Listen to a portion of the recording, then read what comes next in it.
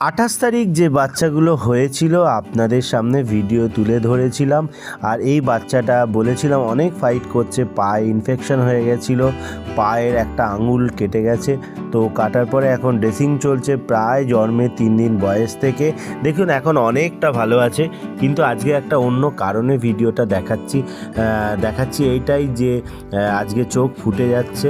এই বাচ্চাগুলো দেখুন চোখ ফোটার পরে আমাকে আদর করে দিচ্ছে, আমাকে থ্যাংক ইউ বলছে।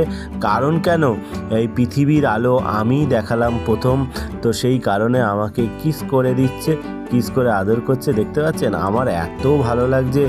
আর একদম ছোট বাচ্চা, কত মানে যারা অ্যানিমেল লাভার্স তারা বুঝতে পারবেন, তাছাড়া সবাই বুঝতে পারবেন না, এতটা ভালো লাগছে।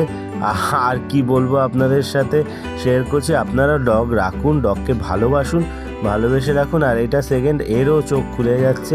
কারণ কেন, একেও আমি চোখ খুলে দিলাম, কেননা যেহেতু ডেভেলপ করে গেছে।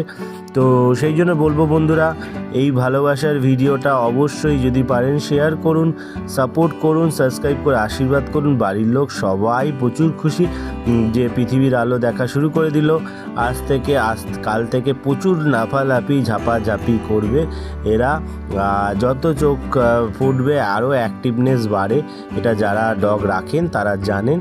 তো সবাই ভালো থাকবেন, সুস্থ থাকবেন, এই বাচ্চাগুলোকে ভালো রাখার দায়িত্ব নিন, সবাই প্রপারভাবে গাইড করুন।